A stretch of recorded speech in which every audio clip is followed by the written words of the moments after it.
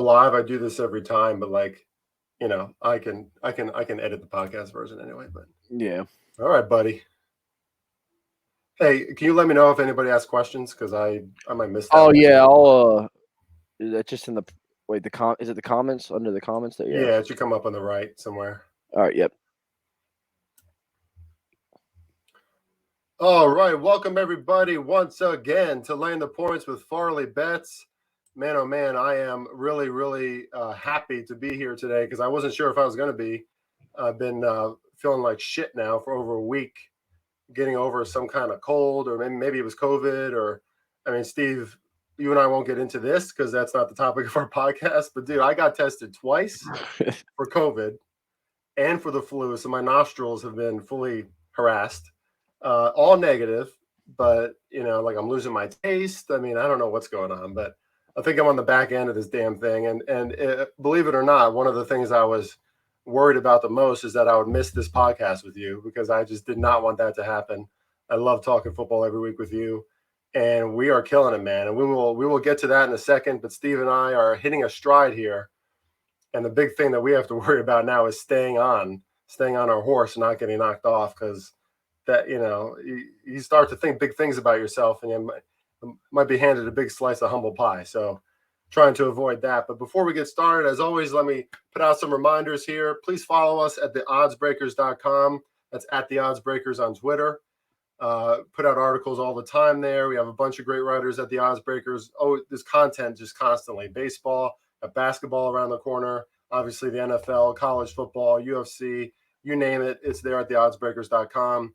Of course, led by Kiev O'Neill, the odds breaker himself, always putting out content. Just amazing writers there at the Odds Breakers. Also follow Sports Wager University. It's at Sports Wager U on Twitter. That is a sports betting school that we are trying to build to teach all of you how to win and how to bet like the pros. That's something that you'll hear more and more about. But check that out at Sports Wager U if you haven't already. Also check out at BetUS. The BetUS TV show or the BetUS shows that come out on a daily basis. I just got an opportunity to possibly talk some NBA with them, and I'm very excited about that. So check out BetUS and everything they do over there as well. And check us out every single Wednesday at 7 o'clock, unless something goes horribly wrong or I get sick again or Steve gets sick. We will be here 7 o'clock every single week going over every NFL game from an ATS perspective. 5 weeks in a row now, we're going over 16 games a week. So it's been quite a load to carry for Steve and I.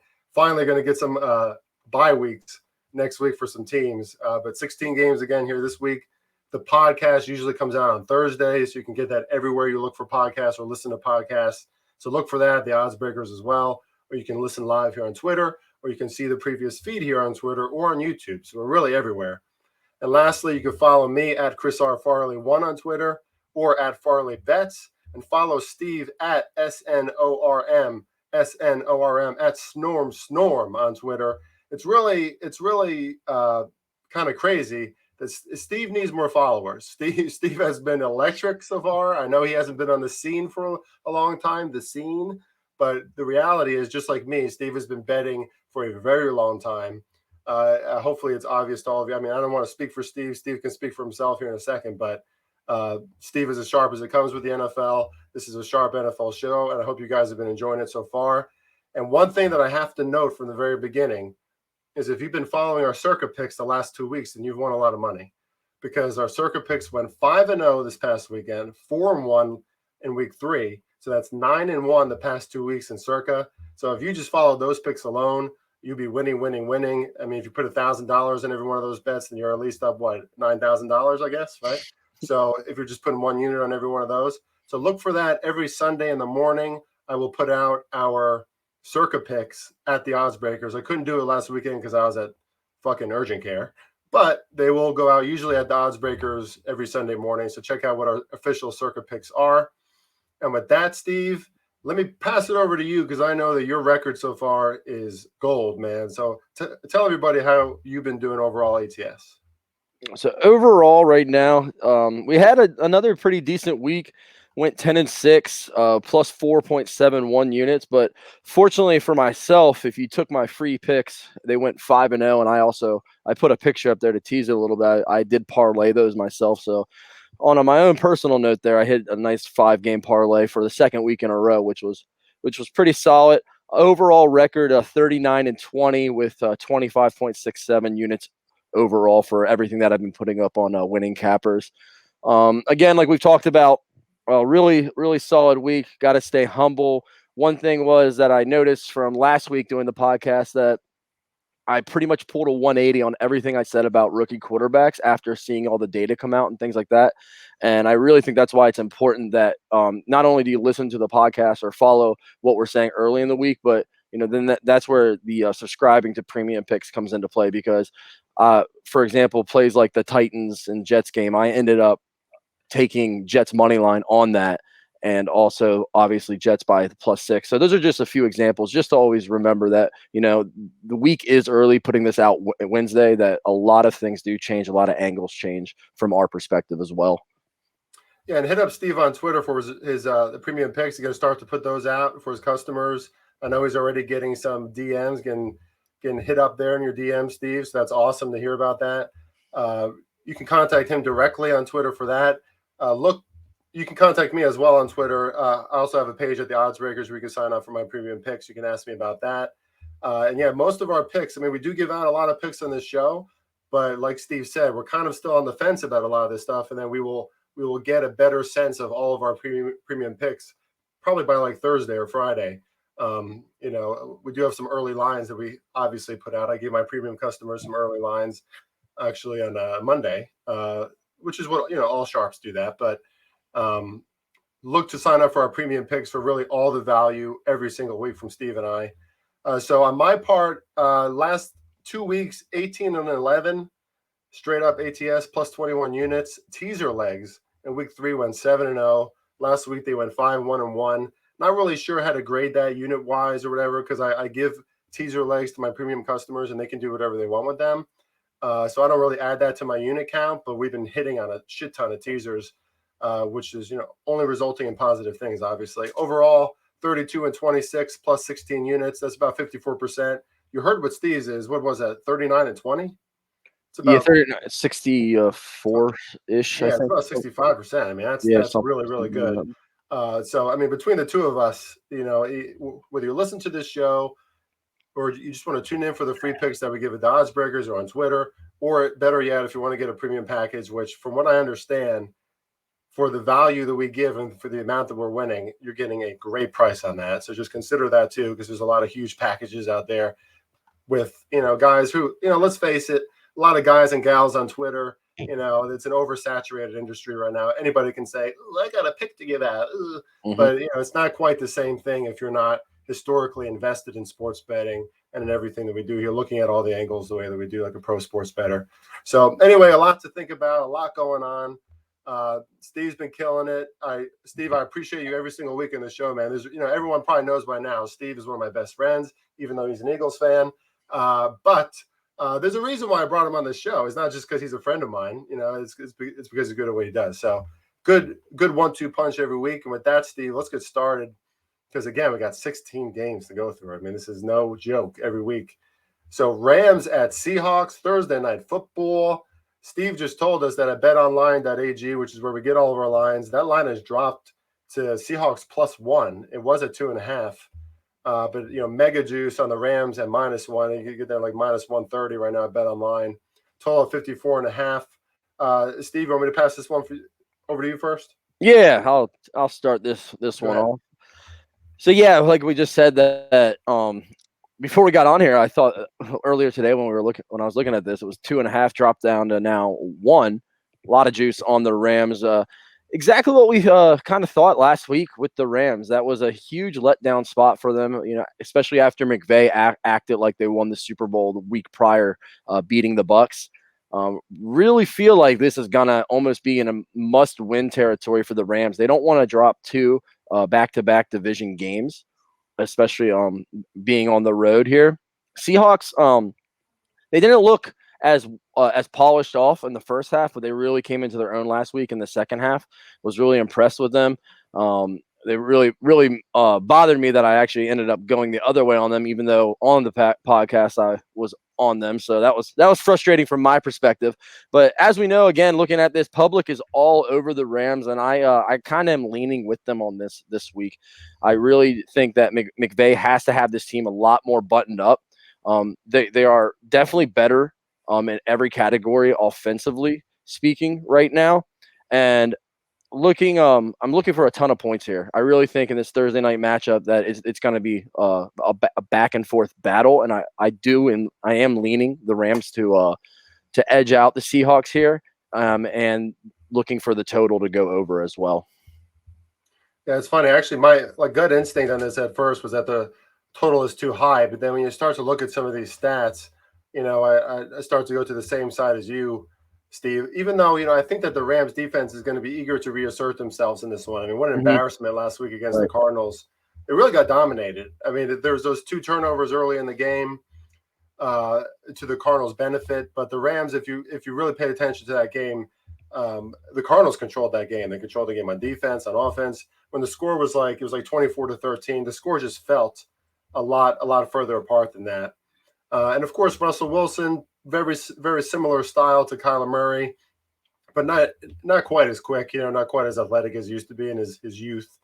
Some things that I noted here, I actually put out a free article at the Odds Breakers today on this game, and I was siding with the Rams at -2.5. I like them even more at -1. Of course, you got the mega juice on that now. But Seattle's not getting any pressure. They're ranked 22nd in pressure rate in the NFL and ranked 29th in this category called passing points per game. So one of the worst passing defenses in the league. And they don't possess the ball either. They're last in plays per game, and they're last in opponents' plays allowed per game. So they just don't have the ball a lot, allowing the other team to control that. And a shocking stat here, the Seahawks have run just 4 offensive plays inside the opponent's 10-yard line. That's the fewest in the league. And they're also the worst against the run in the league, 152 yards allowed per game on the ground. Now, the Rams, obviously not an electric running attack so far, but this might be the spot for the Rams to get some more of a balanced offensive attack. And, Russ can only do so much. I mean, the only reason why the Seahawks are winning at all, 2-2, is because of Russ. Russ keeps this team afloat all the time, but Aaron Donald is going to be pissed after that game. That front seven, the Rams defense as a whole, is going to be pissed after getting embarrassed. This is not a look-ahead spot for the Rams. They got the Giants next week. The Seahawks have the Steelers. So it's not a look-ahead for either team. 80% of the bets on the Rams, but I still think the Rams cover this one. I know it's at Seattle, 12th man, all that stuff, but the Rams are just a considerably better team here. And coming off that embarrassing loss, even though it's only 4 days, a Thursday night game, anything can happen, but I have to like the Rams in this one, at least for now. We'll see if my mind changes, I guess, in the next 24 hours. I don't think so, though. Let's go to the next game. Jets at the Falcons. Of course, this game is in London, so it's not really at the Falcons, but Falcons are -3 with a little bit of juice. Totals at 46. The money's pretty even on this game. Bets are pretty even on this game. It's like 53% on the Falcons. Zach Wilson showed some things last week, but I'm not going to get overly excited here. This is still the Jets. I do like the Zach Wilson to Corey Davis connection. There seems to be something there a little bit. Falcons can't stop anyone, so maybe I'm leaning to the over. But these London games are typically, I don't know, it's like rainy. It's like kind of crappy there. A lot of defense, a lot of, just like weird things happen over there in London. So I don't really know what to expect. Personally, I kind of hate this game, Steve. I just think there's so many better games. There's so many better things to look at. If anything, I'd sort of lean the Jets because the Falcons just do Falcons things every week. They find ways to keep games close, right? They were kind of in control of that game against Washington. They just let the football team come back. But I do trust these offenses more than the defenses. Jets defense playing a little better, but if Zach Wilson can keep it going against a bad Falcons defense, then maybe there's a good amount of offense in this game. But it's a lot of if, then, I don't know. So I'm not real bullish on anything in this game. What do you think about it, Steve? Well, I mean, first of all, how awesome is a 9:30 a.m. wake up to watching NFL to get your day going? I mean, it actually gives us a taste of what it's like to live in Vegas, being from East Coast and just get what it's like for them all the time, how spoiled they are. So can't wait for that. Absolutely looking forward to it. And when you look up the ATS trends for both for this game, there really are none because both of these teams absolutely suck. Like it's always like 1-5, 1-6 in the last 6 or 5. So you're really not gaining an edge there looking at anything that I was going through. But the one narrative that I'm looking at is the Jets are coming off that high from winning. ATL's Atlanta's coming off that low, and they have to be pissed at some point. They have to be mad like how that game went. They had, like you said, they were in control. I felt like they were going to win that game, and Taylor Heineke pulled it out at the end there. But the one thing that I think gives the edge to the Falcons here is just the fact that they've done this before. They've traveled to Europe. They've been there. Matt Ryan has played over there. He knows what to expect. He knows what the time change is going to be like. He's done this. And now we have, a Jet team that is a lot younger and with Zach Wilson. Because, from my narrative, my point of view, I always look at QB matchups. That's like one of my biggest things. It's a QB league. And I'm going to take a quarterback that has done this travel, that has done this game, that knows what to expect back in 2014. And I think these are two bad teams, but like we said, two offenses that I think could still get it done. And I think the Falcons offense can still, with Cordero Patterson, I want to see Calvin Ridley and Kyle Pitts get the ball more. So where are they at? If they can get going, I like them to edge out, leaning towards the Falcons -3 right now. Yeah, I mean, if there's no Derrick Henry, Cordero Patterson is just killing it, right? I mean, he would be first place in like every category if it wasn't for Derrick Henry. So that's no joke there. So that's a big weapon there for the Falcons. I'm glad one of us has an angle on this game. So that's good, Steve. I mean, not much of one, but something.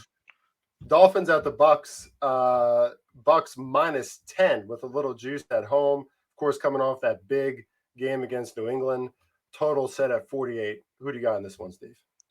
Yeah, I mean, this is another interesting one here because we know historically, and I think Brady even has admitted that he's always struggled against the Dolphins defense. Their schemes, they play him very well. There's also been some times when he was with the Pats where they would go down to Miami and he would lose when, on these dominant Pats teams to a bad Miami team. So I'm just looking to see if that could throw a wrinkle into the Bucs here. It's a very big line. Bucs weren't exactly polished off last week, but that was kind of an anomaly of a game. It was really hyped up. A lot of emotion. Belichick it was his Super Bowl, and that rain definitely was affecting Brady and his throwing. Some of his throws were definitely off. I really do look for them to get back here, but I honestly wouldn't be surprised if Miami could like bounce back a little bit to be within the realm of covering here. So I'm kind of a little eerie about this, especially a team like Miami with a veteran quarterback that they got absolutely worked last week by the Colts. Like once they would score, Colts would march right back down on them and put 7 right back up on the board. But the key trends I'm really looking at in this one is that 6 of the last Tampa Bay's 9 games have gone over, and 6 of the last 7 of Miami's games against Tampa Bay have gone over, and 4 of the last 6 of Miami's total games have gone over. So I'm really looking to see if the over to be a real possibility, especially with the Bucs defense. Still, they've been giving up some points. They haven't been that dominant Super Bowl Bucs defense that we were expecting to come into the season, like we saw at the end of the last year. So I think I'm leaning actually a little bit for Brissett to bounce back, and Miami playing on that aspect and that narrative that Brady does struggle against Miami, and that defense is still going to scheme him the exact same way like they did against in his New England years. Yeah, a lot of similar thoughts here from me, Steve. I mean, 70% of the bets on Tampa, and I think for good reason. I mean, this is a more accommodating game for the Bucs, right? After being in New England and going through all that crap, they get to go back home. There's no Tua yet for the Dolphins. Brissett really struggled last week. Although, like you said, the Dolphins and Brian Flores have figured out Tom Brady in the past. That's for sure. Tom Brady and Gronk and that New England offense has had issues against the Dolphins whenever they've gone up against them, especially in Miami. Now, this is in Tampa, so, whatever. But I don't know, man. So it makes me want to go with the Dolphins at a big number. I mean, if this is weeks 2 and 3 and we got the Dolphins +10, I think that'd be a giant red flag for us. Like, whoa, got to take the Dolphins here because it's just too many points for, like, a good coach, a great defense. Last week, I don't know what to think about their defensive performance. I think that was kind of more about the Colts, right? The Colts were about to go 0-4. Colts needed to win the game. Carson Wentz has probably just had enough, so just pulled a few things out of the bag. So good on the Colts, who looked lifeless in week 3, to go in week 4 and look competent on offense again. But I don't know how much of that was about the Dolphins. I just don't think that the Dolphins were that well prepped to see whatever they saw from the Colts, because what can you expect from the Colts at this point? So, but the Dolphins last week on offense, they were bad. I mean, they were bad last week. So some credit to the Indy defense, but they just could not move the ball. And like we said, the Bucs didn't play that well either last week, but that's it's kind of an aberration, that game in New England with all the spotlight media on that. Brady's still putting up huge numbers prior to that game against the Patriots. He didn't put up huge numbers against them, but again, you could tell he was just high nerves in that game. Officially, I'm off this game. That could change as we get further down in the week, but I'd actually have to lean Bucs because of just how hurt the Dolphins are at quarterback. I think the Bucs kind of have to come around and start coming into their own form eventually. But I don't know. I mean, it's a big number, so it's tough for me to take the Bucs in this one. Eagles at the Panthers. Panthers are minus 3.5-point favorites here. Totals at 45, and I have to give this one to you first, Steve, because it is your Philadelphia Eagles. The Eagles, the Birds. Yeah. Was a very, very entertaining game last week. A lot of points. I am an Eagles fan, as we know, and it's really tough, especially being in this industry, to have angles and then kind of find yourself rooting against them at some points, because you want to also be right from betting perspective. So I did catch myself rooting for the Chiefs a little bit in some points when it was getting close. That the Eagles hung in that game. They at some points I thought they could actually maybe have an upset. The problem is they're hitting and they're hitting a lot of big plays, but these big plays are always getting called back on penalties. Their receivers are running out of bounds. They're illegal touching on huge touchdown plays. This has happened 2 out of 3 weeks now. They're the most penalized team in the league right now as well. So if they can button that up, if they can actually hit these big plays and actually get points out of them. Last week they were getting stopped for field goals. The coach is going for it on 4th down. He has that mentality, that young coach trying to prove something. They are going for it. I guess that was in his game plan, specifically playing the Chiefs, trying to keep pace with Mahomes, because as we saw, they're going to score a lot. Yeah, it was the Chiefs defense, but I actually kind of like the spot for Philly here at 3.5. Okay, just because that hook field goal type of game. I really think the Eagles can contain Sam Darnold. I don't think he's going to be able to run all over them like he has surprised some people against Houston and the Cowboys as well.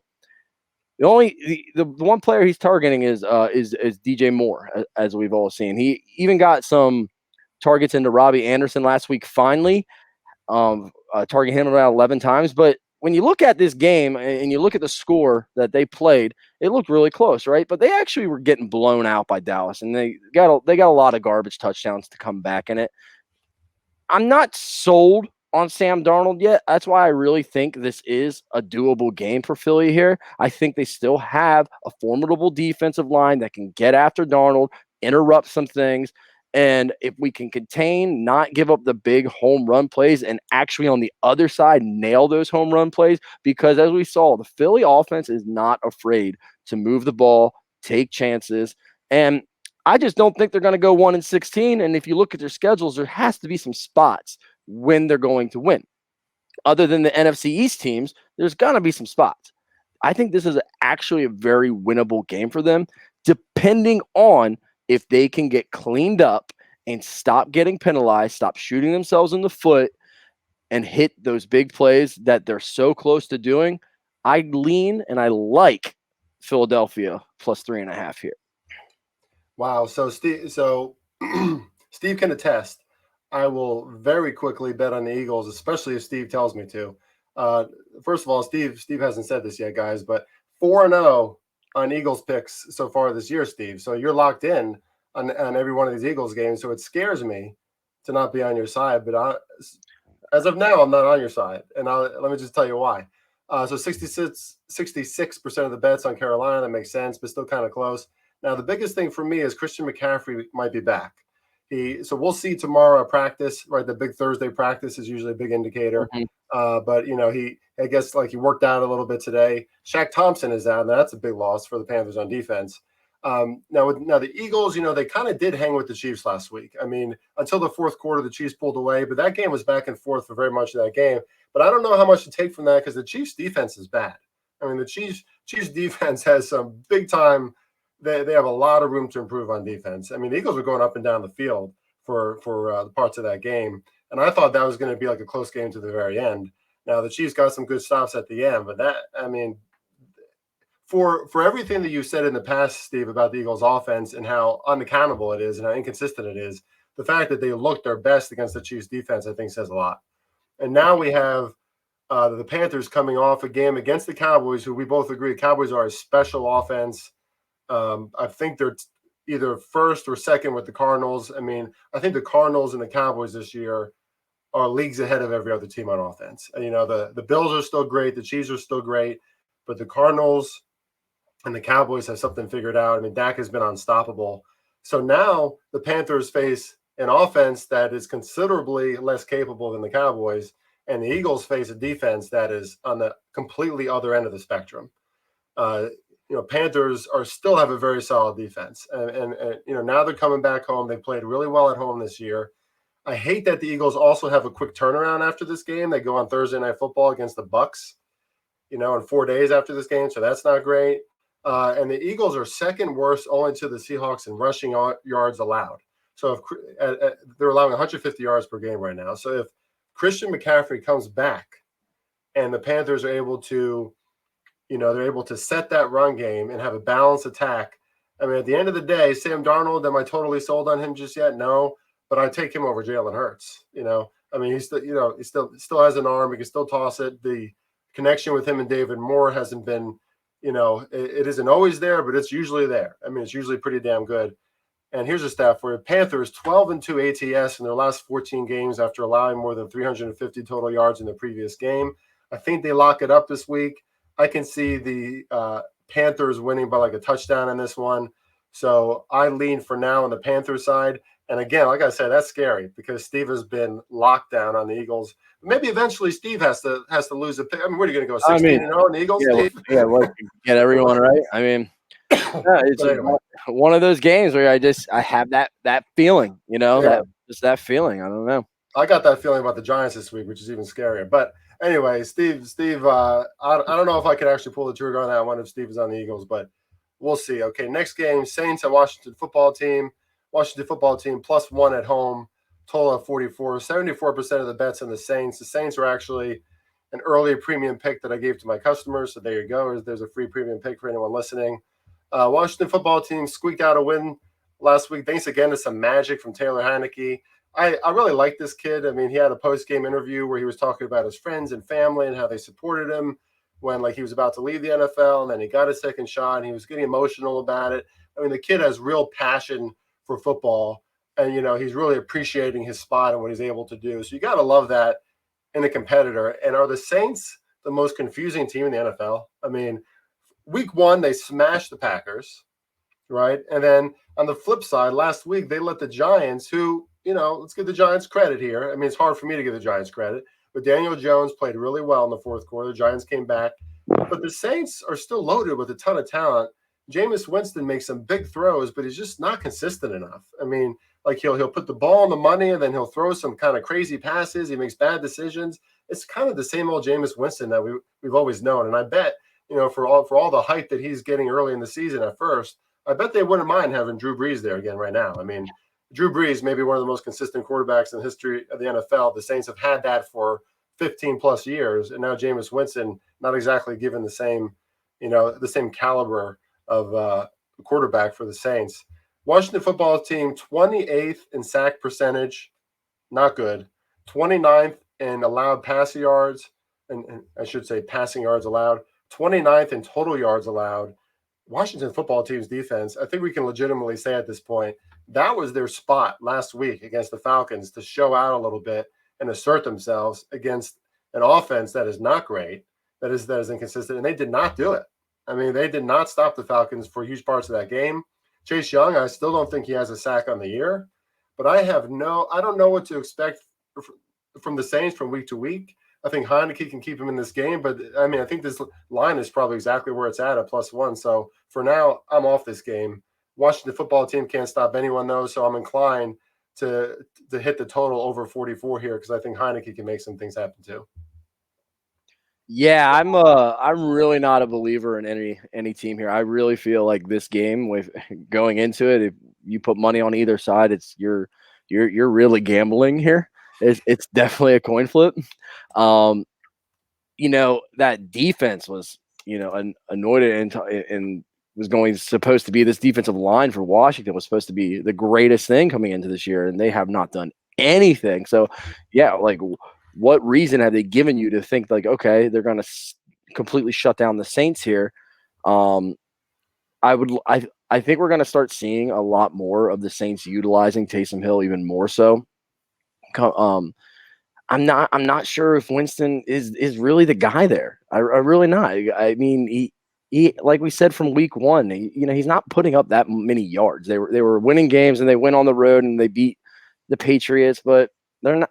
They really let me down last week. They are up by 10, and then their defense then let the Giants march back down the field too. Like, it's a very frustrating team, and this game is very frustrating for me as well. Like you said, I do like Heineke to keep them in the game, if not be able to have like a last. I think it's going to come down to the last possession drive, and whoever has the ball, they're either going to hit the field goal and win it or not. So I'm off this game as well because, like I said, it's going to come down to the opening coin flip and who gets the ball first and who gets the ball last. Yeah, I mean, this game and the Falcons game, just I'm not bullish to bet on those games anytime soon. All right, Titans at Jaguars. Jaguars 4.5-point dogs at home after Urban Meyer's shenanigans. Total set of 48.5. What do you think on this one, Steve? So the one thing is we all know, and we're all aware of the situation with Jacksonville, Urban Meyer, and how he's just a complete mess right now. And we have all this news, but what I'm shocked is the line really hasn't been moving though. And it just makes me curious. You think this team's on the verge of just melting down and just being absolutely terrible when your leadership at the top is acting the way he is? So it's kind of raising flags for me. I think maybe more things will change once we find out these injury situations with Tennessee. I haven't seen anything lately. I don't know if you have, but I think that's what's keeping this line where it is, because we saw the Titans are very one-dimensional if they don't have any of their presence outside with their receivers. So for right now, I'm waiting to see these injury reports, but Jacksonville is just such a mess for me that if we can get Brown or Julio Jones back, I'm definitely, or even their tight end and Frisker or whatever his name, Frisker, they were all out last week. So if we can get someone back on offense to be able to throw the ball, the offensive line has to block better. They were getting eaten alive by the Jets. We know what Derrick Henry's going to do. We know he's going to get his, but they still need to have that wide receiver presence. So I got to just see what these injury reports do for me, because that's really ultimately what it's going to come down to make a play on either side here. But I really I can't put my money on Jacksonville right now with all their situations behind closed doors. Yeah, I got to play on the Titans -4 early line. What scares me about this one is the thing that scares us every week, Steve. 88% of the bets on the Titans. I mean, so it's kind of the obvious call, especially everything going on with Urban Meyer. Exactly. But Trevor Lawrence, a proven leader, he might step up and become more of a leader for this team. We see that for a lot of teams where the coach is kind of the secondary leader, right? It was kind of the case with the Packers. I mean, is Aaron Rodgers really the leader of that team? Probably. I mean, the guy is picking apart, defenses before he comes out on the field. I mean, no, I don't think Trevor Lawrence can do that at this point, but he's a good kid. He's a good leader. Maybe the team starts to look to him and some other guys more, but I don't know. At this point, it's all speculation. We don't know what the Jaguars are going to do. I doubt they're going to fire Urban, but he's not in their good side. He's not doing himself any favors, by all those antics. I mean, that was really juvenile shit. And of course, the media goes ape shit over all this stuff. I mean, Michael Jordan's been smoking stogies and drinking hard and being around, women his whole life. And everyone's like, yo, that's cool, MJ. But I mean, Urban Meyer can't do that, but that makes sense because he's the coach. So whatever. He's under a lot of fire. It's not good for the team. Now the Titans, I think they'll get both wide receivers back this week. At least that's where things are trending, but we'll see. We'll see what actually happens there. But the Titans kind of got embarrassed last week too, right? You blew a game to the Jets, in overtime. You let Zach Wilson, the rookie quarterback who's been struggling, toss some beautiful balls over your defense. And that's something that you and I kind of called out on the podcast last week, Steve. The Titans defense is not good, right? The Titans defense looked good against the Colts. Big whoop, with Carson Wentz and his bum ankles. The Titans defense is not a great defense. Now the Jags offense though has a lot of work to do. The Jags defense is bad too. So I'm looking at the over here. Like I said, I already grabbed the Titans. If you're looking for like a sneaky fantasy pick, I think Laviska Shenault. I don't know. I'm not sure if I'm saying his first name right, but he played well in last week's Thursday night game, and he could be a good pickup. Whether you're playing daily fantasy or whatever. I mean, he's going to be their number one receiver now, I think, and he's clearly has some chemistry with Trevor Lawrence, so that's maybe something to look at. But I mean, Titans are allowing 372 yards per game, which isn't bad. But again, they went up against the Colts and the Jets, so that factors into their total defense. It's not a good defense. I'm liking this game a little less now. I was really bullish on the Titans, but I'm also looking on the over. We'll see. I was thinking this could be a circle play, Steve, for you and I, but there's a lot of money on the Titans side. So we'll see. Yeah, one thing about this, I was just really thinking about, like, there was a lot of meetings apparently behind closed doors this week with Urban Meyer and his status and his position. Like, he could be playing for his job this week. They could literally put the cards on the table and say, we want to see what you can do now this week. See if the team still buys into you. Depending on his result, if they get absolutely blown out, they could part ways with him after this week. So, I mean, if he wants to stay there, I mean, that could also be an angle here too, that Urban's going to have this team ready to go this week. So it's just very interesting to me that line has not moved with all this news coming out. Yeah. I mean, the 3 games that you and I were all over last week, which everybody was like, what are you doing? What are you doing? Were the Jaguars +7, right? Or Jaguars +7.5 Thursday Night Football, the Jets and the Patriots. Mm-hmm. So we hit all those bets, but so that it felt like last week was the game that the Jags could actually win, up 2 touchdowns right away, and they still blew it. But I agree, this could be another chance. I mean, hey, all hands on deck. Everybody thinks that we're like an embarrassing franchise. Let's show out here. Let's put everything, all of our effort into this. If pro athletes do that in any one game, any team could win for sure.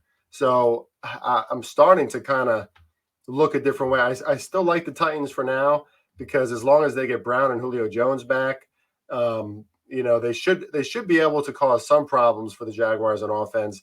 I mean, they have a good enough defense where they can mix things up for a rookie quarterback. Doesn't mean they're a great defense, but yeah, there's a lot of conflicting thoughts here, Steve. And I hate the fact there's 88% of bets on the Titans. I mean, that's a surefire pick for Vegas to win some money and to fool everybody, especially at 4.5, right? They're over some key numbers there. Mm-hmm. All right, Lions at Vikings. Vikings -9 with a little juice. Totals at 49.5. Even money on this game in both ways so far, so not really anything to look at as far as where the money's going. Vikings offense pretty lifeless after a great opening drive last week, but a lot of that is because of the Cleveland defense. I mean, Myles Garrett playing out of his freaking mind. And the Lions just keep on shooting themselves in the foot. I mean, I had the Lions +3 as a premium pick, and I was so pissed off last week. They were moving the ball up and down the field on Chicago. The first drive, 11 plays, 63 yards, fumble. Next drive, 10 plays, 70 yards, turnover on downs. It's 4th and goal at the 5-yard line.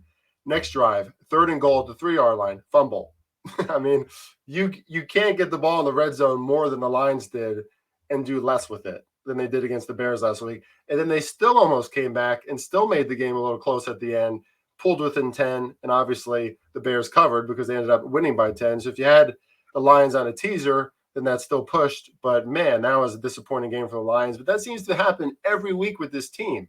So is there eventually a point where I say the Lions do not deserve this line because they're actually a pretty good offense, and they have a great offensive line. They move the ball, but then they just make mistakes, bad play calls by the goal line, and they just can't convert.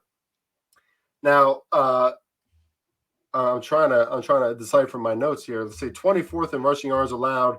So yeah, the Lions are one of the worst teams in the league against the run, and that's a big problem here. So they allowed 188 yards against the Bears. Not exactly a premier rushing offense. And now Dalvin Cook is going to come. So that scares me a little bit here. This is the kind of game that Minnesota loves. Kirk Cousins and that whole offense off a disappointing week. They're at home. So I can see them covering this line. But, from what I see on the field, the Lions should be able to cover this line. I mean, they compete in games, but are they going to shoot themselves in the foot again? Am I going to pick the Lions and they're just going to screw me again? So right now I lean the Lions, but it's always a scary pick for me now because the Lions are kind of like the new look Falcons, right? The new look Chargers. They're just shooting themselves in the foot every week. Yeah, agree. I mean, we watched that game. Fortunately, I was on Chicago side last week. I was absolutely loving it. I mean, they look like the vintage fans putting the brown bag over their head early this season already with the Lions. Those red zone turnovers were atrocious. I mean, Goff, looking away, ball being snapped, hitting him in the shoulder, like Jesus. I really do like the Vikings to bounce back, though. I mean, the Browns, we got to look at the Browns, and we'll get into them. They are a good team, good managed team. Let's put it that way. What we saw in week 3 against the Seahawks from the Vikings, I kind of am starting to think this will be the same type of scenario, that they just come out, get a big lead, and don't look back. 52% of the bets are on the Vikings right now, but that line jumped today massively. It was at 7.5. It's up to 9 now. That's a huge jump with minimal public interest on it as well. So I really do think that Cousins will come back to his slinging it form, getting the ball downfield, having big plays. They got to get Dalvin Cook going. We haven't really been seeing like we're accustomed to him. I really want to see him get back into the game, getting back into having his big runs, his big impact ability. And, like we always said, everyone wants the dog Cousins, but apart from last week and his numbers, he puts up numbers. He throws the ball. He slings it around. He is a good, solid quarterback. I really do believe that. I think he has a day, and it's like similar to that Seahawks game we saw in week 3, and Vikings cover the 9. Yeah, I forget who said it on the Vikings, but one of the Vikings players was like, you give that man some pass protection, and he's the best quarterback in the league. And I mean, Kirk Cousins, as far as passing intangibles, he has them all, right? You just got to give him a little bit of protection, obviously. And I guess the question about Kirk too has always been those big game situations, and that's why I kind of love this game for the Vikings, because it's not a big game. They're at home, Lions coming to town, they can shred them all up. All right, Broncos at Steelers. Steelers, this line switched. I think the Broncos were favored. Now the Steelers are favored by 1. Still virtually a pick 'em either way. Total set at 40, 39.5 in some places. Who do you like, and what do you like in this game, Steve? So, I mean, this one kind of feels very similar to the Saints and Washington game as well. I mean, the Steelers, it seems like every week I just want to keep taking them because I feel like we're going to get back to that old blue collar Steeler football, where they're getting their, quote unquote grit back, like everyone likes to troll about saying. But it's like maybe they just really are who they are. And Big Ben is who he is. He's already has a hip injury. They're old, slow. They just look very dismal. And their defense and special teams bails them out. Now, last week, controversial call. The special teams did block a field goal and would have returned it for a touchdown, but they said it was offsides. Debatable. Would have ended up covering probably if they had that. But hey, but the Steelers have to be desperate at some point. They have to feel like they need a win. And, Denver's banged up. I mean, Bridgewater's status is up in the air. I haven't really heard anything. He's still questionable designation from his concussion last week. And it brings in Drew Lock. I mean, I kind of thought Drew Lock had a really chance this year to maybe like still win that job, but I don't necessarily like this game. But the Broncos defense is good. They can really, old Ben, but it's just still, I can't get off the fact that the Steelers have to show me something this year. They can't just lay down and be awful all year, can they? So I'm kind of leaning towards the Steelers at home. But again, this is an ugly kind of a coin flip game for me as well. So just be careful. I want to just see where the injury status comes. If Claypool's coming back and whatnot, and if Bridgewater's playing versus Locke. So a lot up in the air with injuries on this team. But with the Steelers defense, I'm going to say that if Locke is playing, I'm going to lean Steelers. Wow, yeah. I mean, this game is a microcosm of this week. I mean, it's just it's like a pick 'em. Two teams that are struggling right now. I mean, the Broncos have 8 starters that are injured right now. With Teddy Bridgewater's concussion, and we'll see if he's going to play. We still don't know that. My favorite play on this is by far the under, just because I know it's a low total, but it's a low total for a reason. Yeah. I don't know how any team is going to score points here. I mean, the Broncos are only allowing 285 pass yards per game. That's one of the lowest in the league. The Bills are number 1 in that category, but let's look at who the Bills have faced. And if the Steelers still have TJ Watt back, which it seems like they're going to, more players coming back on defense, more players healthy. Oh, how are the Broncos going to score on the Steelers? I mean, it's still at Pittsburgh, right? The Steelers need to win. This one is really tough as far as picking a side goes, because I hate what I see from the Steelers on offense. I mean, we're just like waiting and waiting and waiting for them to like figure it out on offense. I don't think it's going to get figured out, man. I mean, some bad throws from Ben. I mean, sometimes he has wide open guys just overthrowing him. It just does not look good. The mechanics are off. And now he's going against the Broncos pass defense that might be the best in the league. I mean, Steelers probably get the best pressure, but I mean, the Broncos defense is very, very legit. So best play for me is the under here. I can't pick a side to this game yet. Maybe I'll feel stronger at the end of the week. That's why any listeners out there, that's why you get our premium picks, because we have the rest of the week to do a little bit more research and make a better decision about these lines. Right now, I can't pick a line, but Steelers look bad, man. They look really bad on offense. That team is not going to do what they usually do every year, I think, like hanging games and figure out how to win 8 and 9 games. It's just not going to happen, I don't think. And I can't like Drew Lock. I mean, I can't like Drew Lock against that defense either. So, all right, Packers at Bengals. Bengals +3 with the juice. Totals at 51.5, and the over is juiced. Now, this is one of those reverse line movement situations that is having me red flag this game, Steve, because we got 81% of the bets in the Packers. Packers feeling all good about themselves. Aaron Rodgers is going out there and looking like, the freaking Albert Einstein of football. Just it looks easy out there for Aaron. I mean, he's in MVP form again. Now the Bengals have 3 extra days to prepare for this. They're at home, and this line has moved from 3.5 to 3, even though 81% of the bets are on the Packers. So that should be a buy sign on the Bengals for us anyway, to consider taking them at home. Joe Burrow is an elite. I mean, I don't know if he's an elite talent, but this guy is a talent. I mean, he can turn on the Jets when he wants to. You saw them go down early to the Jaguars. I think it's 14-0 at the half. Came out in the second half. Quickly came back, right? Turned on the Jets right away. Of course, it's the Jags defense, but the Bengals defense is playing better as well. I trust in Joe Burrow. I think that he's going to be an ATS cover machine throughout his career, because he's going to be continually playing with these bad rosters and bad players around him, but he's going to make things happen. Now, they're not all bad on the Bengals, but it just doesn't have the same level of talent that a lot of teams have on offense. So I lean towards the Bengals in this one for now.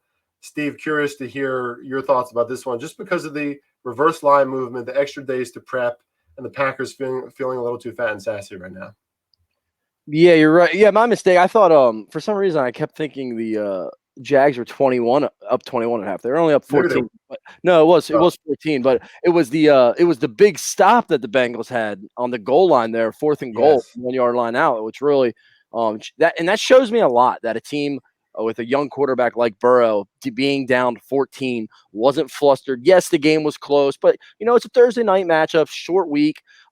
Jaguars are coming in, and the line and the bet trends were looking like it was going to be that type of game. So it didn't really raise red flags for me. If anything, it made me feel that Cincinnati is a good team, because good teams find a way to win through that kind of adversity. Going down 14-0 in this league is very hard to come back from. So it's impressive. I don't care who you're playing.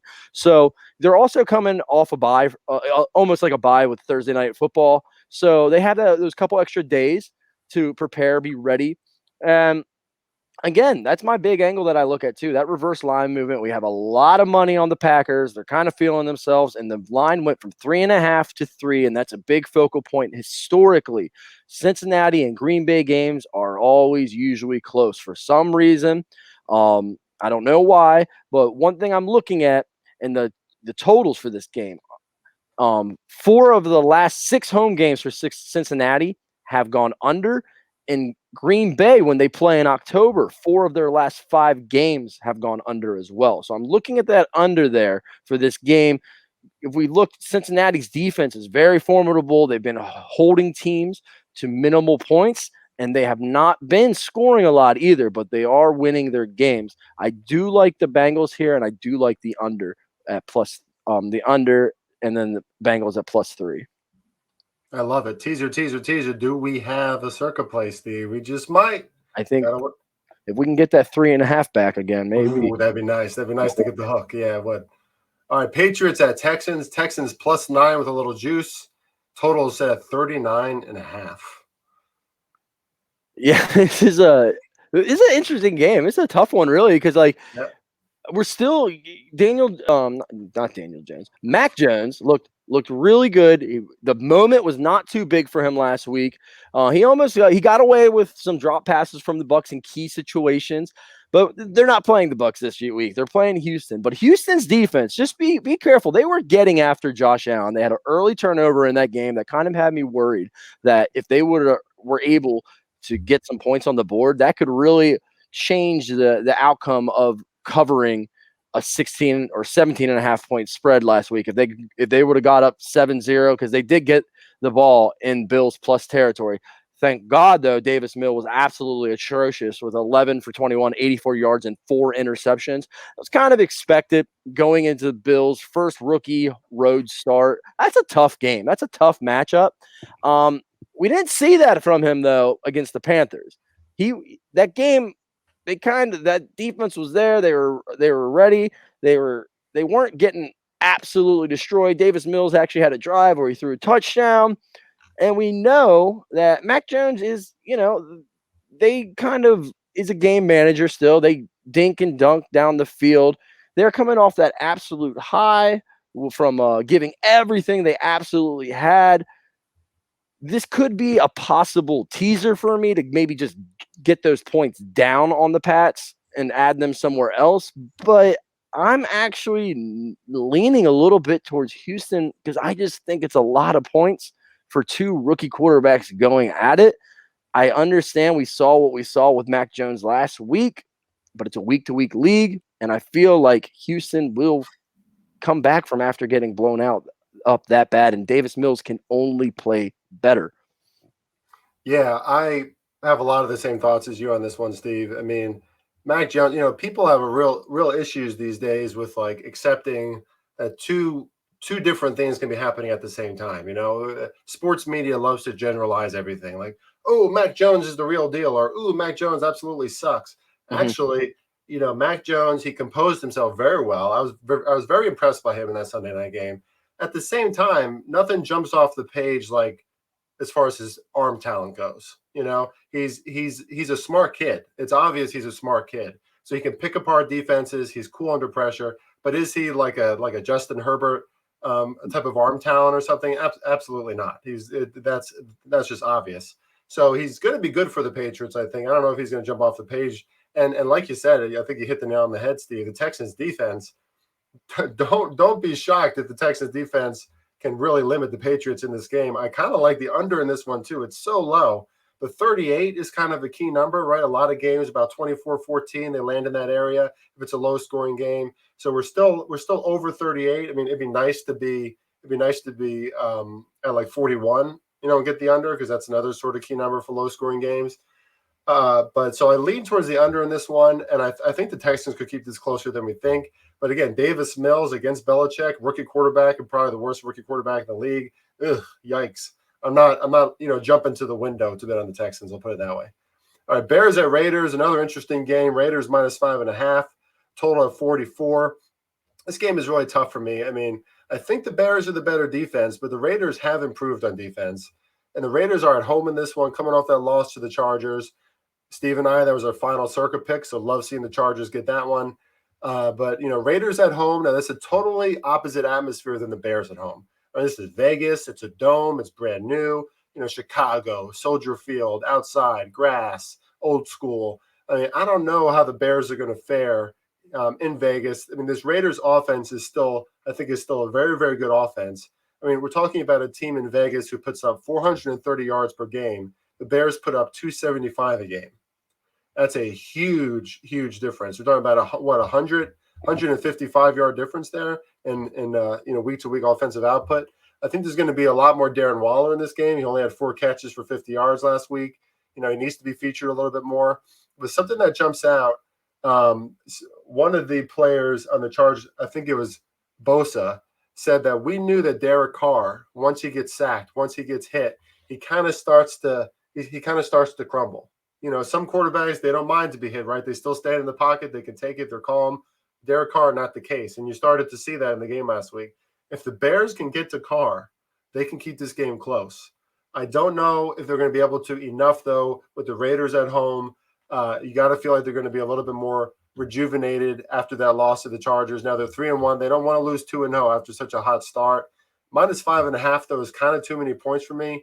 Right now, I lean to the Raiders, but I'm curious to hear what you have to say about this one, Steve. Total set at 44. I kind of lean to the over on that one, too, though, because the Raiders can put up points at home. But I don't, the Bears are still kind of fake news to me. Just because the Bears won last week, that was sort of a must-win game against the Lions. I'm not going to just start to trust the Bears now. I mean, there's a lot of, they have to prove a lot more, especially on offense, to me, to be able to hang with a team like the Raiders offense. Yeah, and that's exactly it for me. I mean, I love this spot for the Raiders coming back home after that loss. The one thing the Raiders, they have to break this cycle of is going down early. They week 1 against the Ravens went down 14-0. I think against Miami they went down 14-0. Went down 21-0 against the Chargers. It's hard. You're getting down, putting these holes, and you can't and clawing back out of them. Fortunately for them, they've done it time and time again. They couldn't get it done last week. They almost did, actually. But if they can get off to a start, I saw a crazy statistic. I forget what it was, but they haven't scored on their opening drive in a long time. If they can score on their opening drive and set the tone, I don't think they'll look back and it'll be full gas. I like a 5.5 is that kind of line where it's either like, okay, is this game going to be close for an upset or is it going to be a complete blowout? I'm going to lean blowout here. Montgomery is out for the Bears, and I think the Bears are really going to lean on their run game, because I personally don't think in a shootout type game against the Raiders, I don't think Fields is there yet to get it done with his arm. I don't believe in him in that regard. I liked how the Bears game plan last week. I kind of had a feeling that their offensive line had to absolutely show up, considering how they played the week prior to that against the Browns. Damian Williams, yeah, he's definitely a serviceable running back, but he's definitely not that type of game managing, I'm going to run it down your throat, old school style running back like Montgomery is. And I just think that's an absolutely huge loss for them. And I kind of really like the Raiders here to just bounce back, being at home in the dome, tough place to play, and their defense gets out after Fields. And I think the Raiders actually win handily in this one. Yeah, whenever I hear Steve start saying, I love this, love that, I start, is that a circuit pick? Do I smell a circuit pick coming up, Steve? All right, Browns at Chargers. Chargers -1.5 with juice of 120. Total set of 46.5. Yeah, this is I mean, we have a lot of good matchups this week, and this is definitely one of them. I absolutely like just from a fan perspective, love watching Justin Herbert play. I think he is all around just such a great quarterback. The moment's not too big for him. He's dialed in. They look really, really good. But this Browns defense has played out of their mind. They look phenomenal. Again, you and I are on the same page with Baker. I don't really believe in him. I think he's more of a game manager, a Trent Dilfer type of guy. We know that the Browns defense is going to be good, but I still lean back to it's a passing league. And if this Chargers, they can definitely do that, and they can avoid that pass rush by those screen plays with Eckler and Jackson, those dump off plays. Herbert, we saw it. I saw a blind rush off the end on his backside and he has a good release, a good internal clock. He gets rid of that ball when they were playing the Raiders to avoid taking a big hit. Well, he took a big hit, but he avoided taking that sack. And I think they get the ball out of their hand very fast. That the Browns are going to really be able to struggle to keep pace with the Chargers offense, because Chargers still have a really good defense. And I think if they can just limit their runs, because that's really what the Browns lean on. I'm going to, I think, really strongly consider making this a circa play. I like the Chargers at home -1. Oh, I love that, Steve. So that's exactly the way that I want this game to transpire. And I do like the Chargers as well. So I love that you like them. Let me go through this here. At least 63% of the bets in the Chargers. Now, Myles Garrett, like you said, Steve, playing out of his mind, 5 sacks in 2 games, 2 tackles for a loss last week. I mean, he is an absolute monster out there. And the Browns defense has played unbelievably. But Baker last week, 15 of 33 against the Vikings, and the Vikings do not have a great passing defense.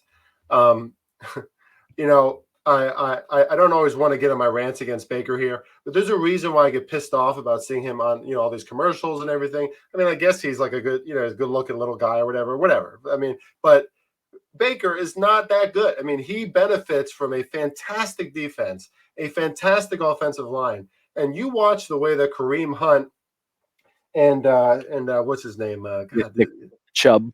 Yeah, Nick Chubb run. The way that they run between the tackles, Steve. I mean, these are 2 of the best running backs in the league on the same team, and they could just dish them out 1-2 punch all game.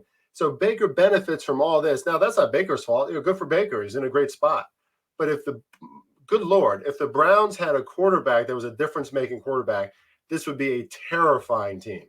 Terrifying. They would not have a weakness on this team. But unfortunately, they do, because they have a quarterback who throws 15 for 33. He was straight up missing balls last week. We're seeing the lack of chemistry again between him and Odell. And on the flip side, Justin Herbert is an absolute technician out there. He's surgical.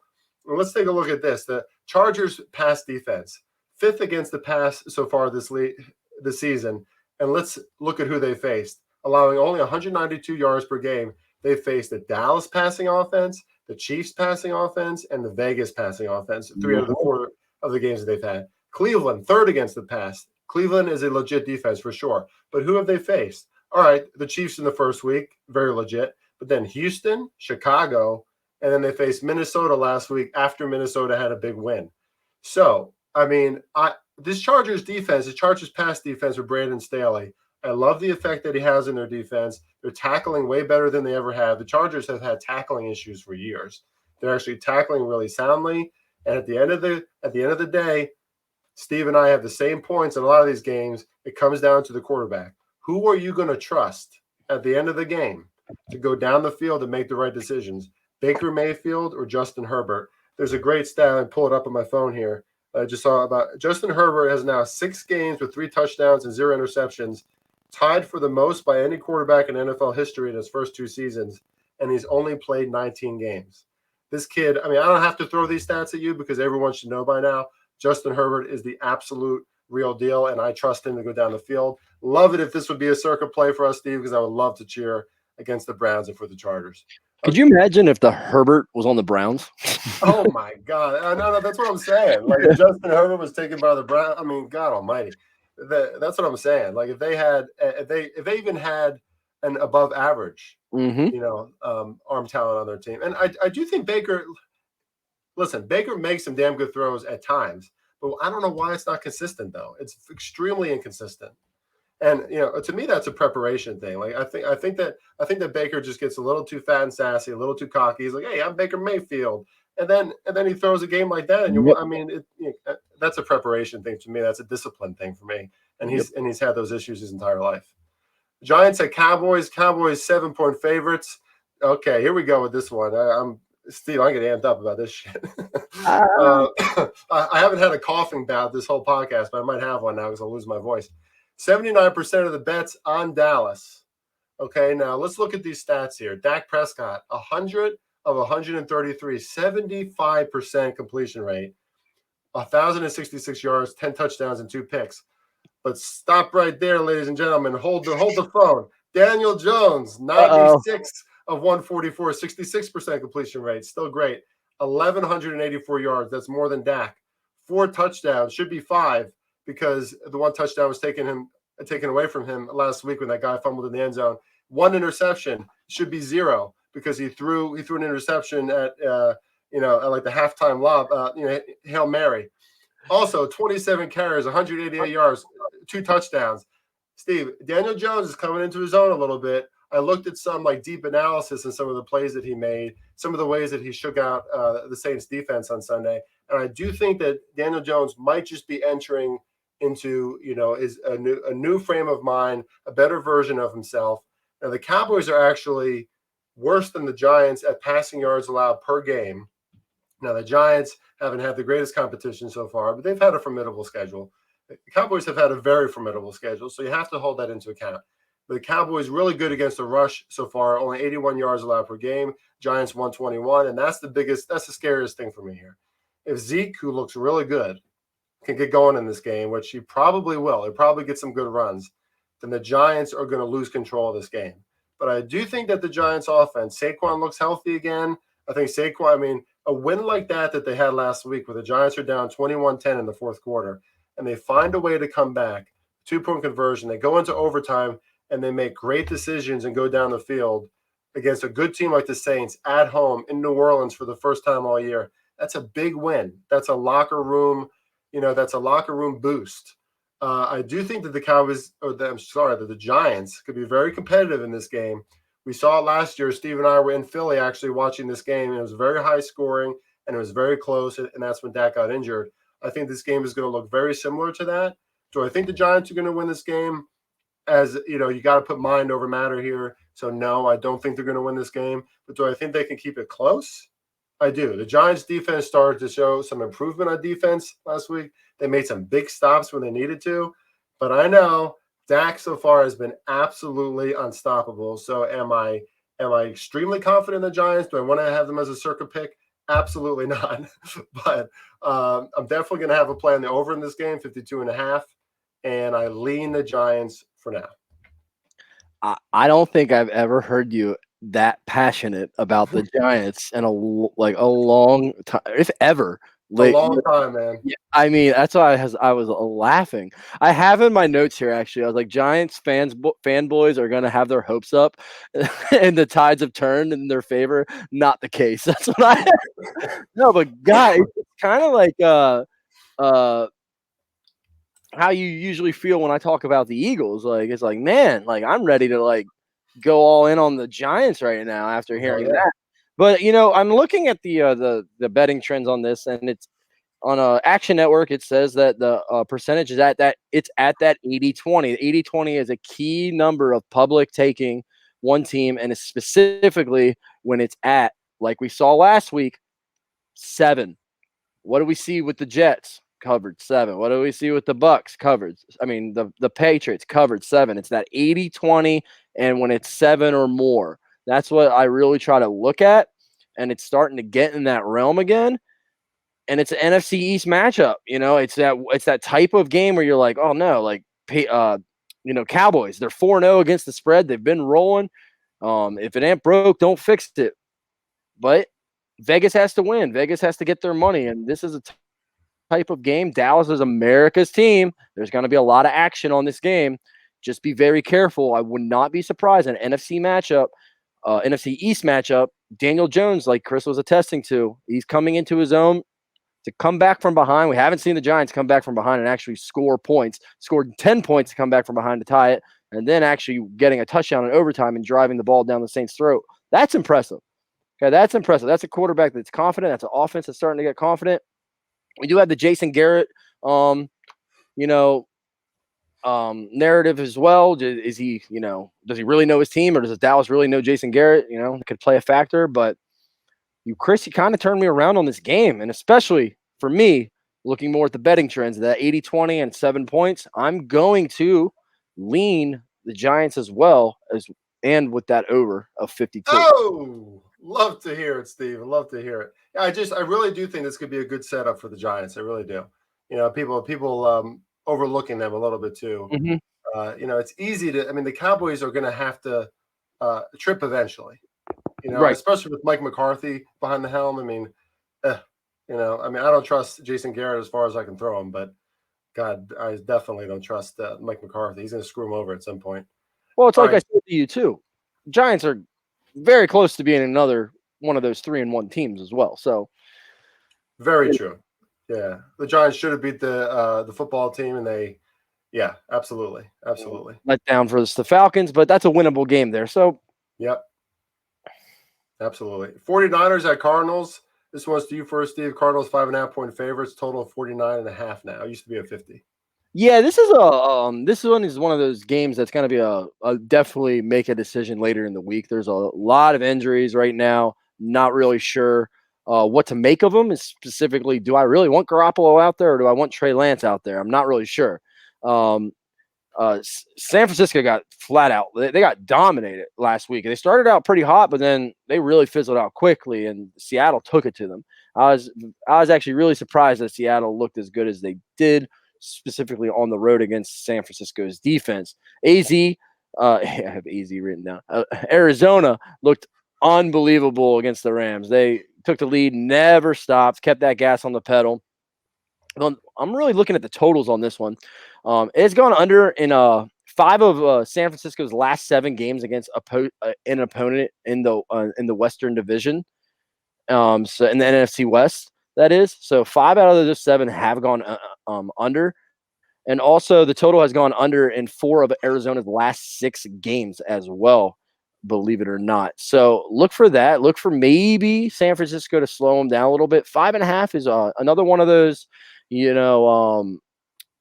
this going to be an absolute blowout or a division game kind of close? Could San Francisco bounce back? They kind of need a win here desperately as well. Can't go down against 2 division opponents. So I'm kind of actually leaning San Francisco to cover here, and I'm going to really lean on the under as well for the total. Yeah, very interesting there. I mean, the Sharps are coming in on the under as well. I think that's why I moved down a little bit. I like the over on this one initially, only because 49ers with Trey Lance, even if it is Trey Lance, now they have a week to prep.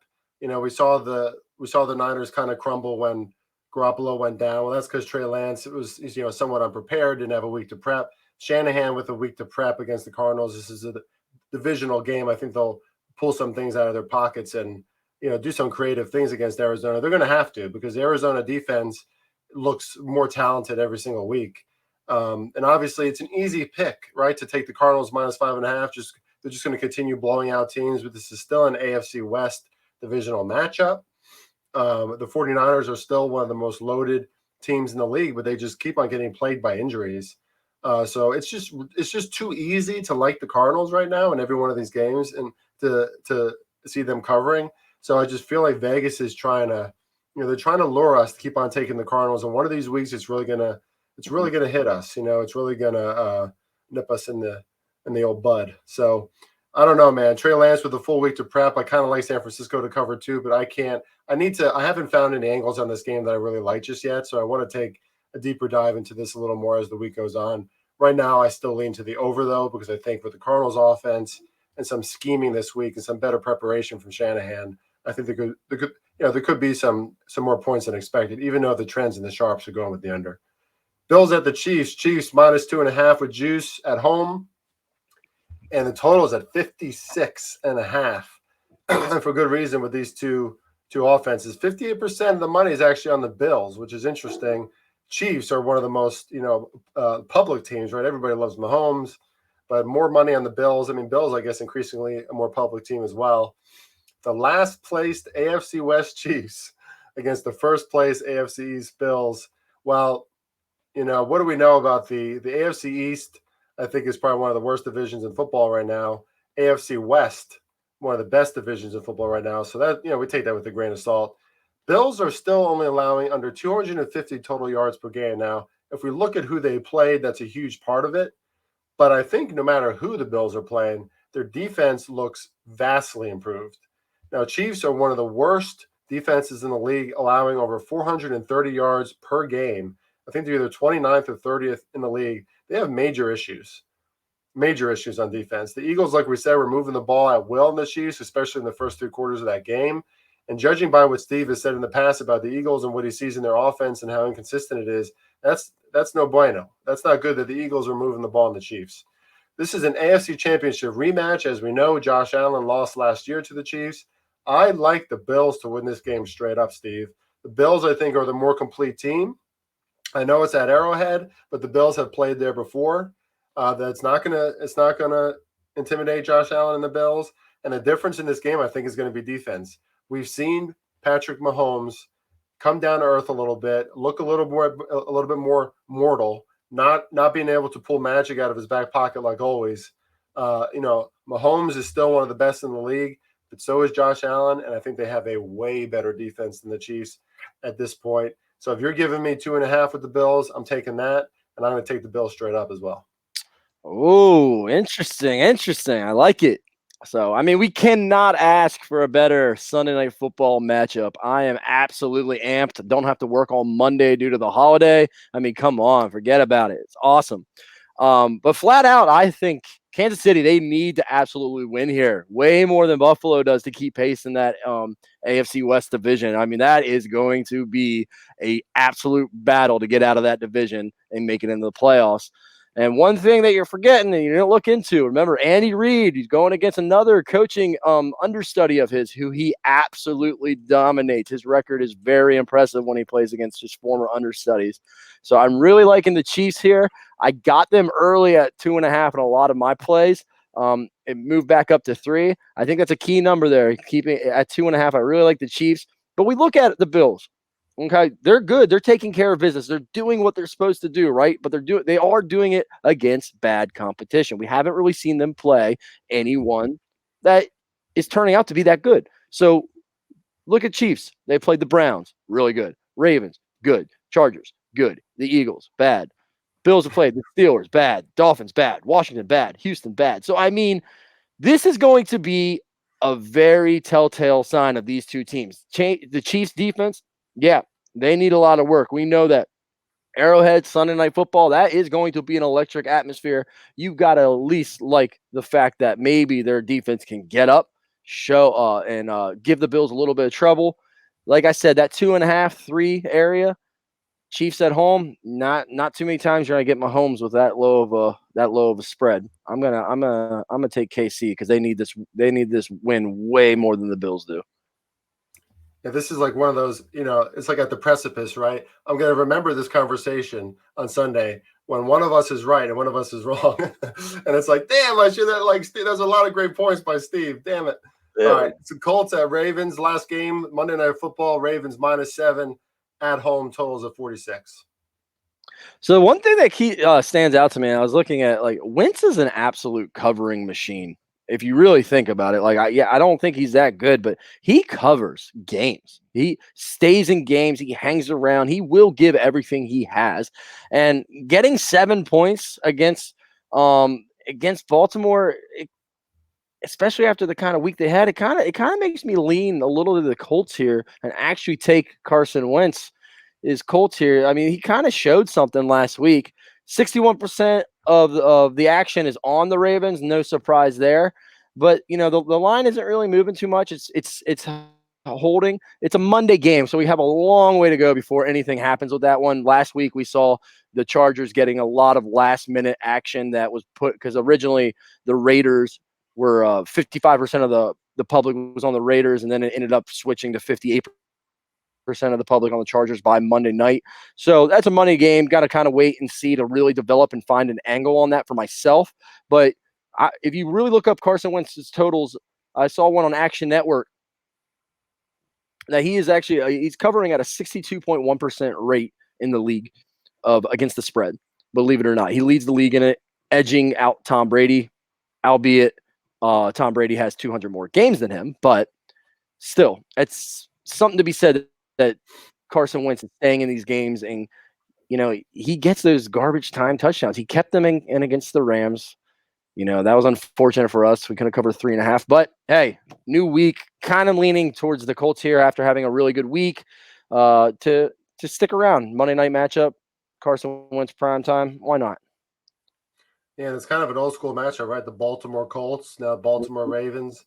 Yeah, that's interesting, Steve. Hearing you say good things about Carson Wentz, God, it kind of makes me want to puke. I mean, I haven't heard haven't heard you say anything good about him for Oh a God, long time.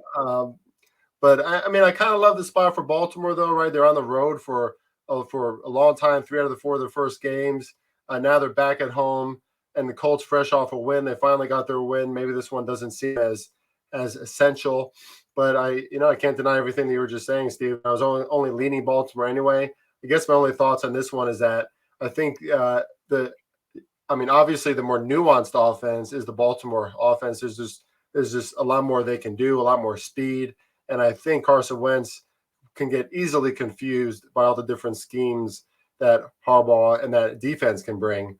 So I like the Ravens in this one, but I don't love them. And I think the Ravens, more than anything, make a really good teaser leg. So I'll probably just be looking for the Ravens at home just to win straight up. With that, Steve, let's wrap this puppy up. Man alive. This is the final week in a little while, I think, we're going to have 16 games. So what a gauntlet. Mm-hmm. But we got through it. What are your big bulls and teaser plays of the week? So big balls. I'm actually going to give 2 here.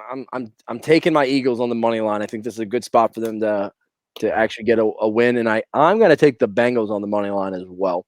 And why not throw them together and parlay it as well? Teasers. I'm going to tease at 7.5. The Ravens down to win. Vikings and the Bucs. Nice. So yeah, teaser legs for me. I really love the Broncos teased up to 8. Steelers pulling ahead on offense against the Broncos defense. I just cannot see that. And then the Ravens at home winning straight up. So those are 2 teaser legs at least that I really like. And then big bulls bets. I'm with you, Steve. Bengals, and I'm going to choose the Bills, I guess, to go with that. You can parlay that baby, Bills and Bengals. Get some B teams in there for a little super plus money points. Everybody, thank you so much for hanging with us. It's an hour. We're going on, an hour and 20 minutes here. Somehow, some way, Steve, I had not had a coughing fit for this entire podcast. Although, I put myself on mute. I coughed a few times. Almost had a coughing fit after that Giants rant. But, and I'm sweating my ass off over here. I don't know if I'm breaking the fever again or whatever, but it's just awesome to get through this with you, Steve. I was worried I wasn't going to be able to be here and do this week. So, thanks for hanging in there. These are long podcasts. So thank you to all of our listeners. Hopefully you get a lot of good information from this. Follow us on Twitter, like we said, at Chris R. Farley1, at Snorm, Bobo Bets on Twitter. Look us up, follow us on Twitter, follow us at the Odds Breakers and all the other stuff. Good luck this week. Let's win some damn money. Yeah. We'll see you next week. Week 5. Here we go. Week see you, everyone. 5, baby. See you later, everybody.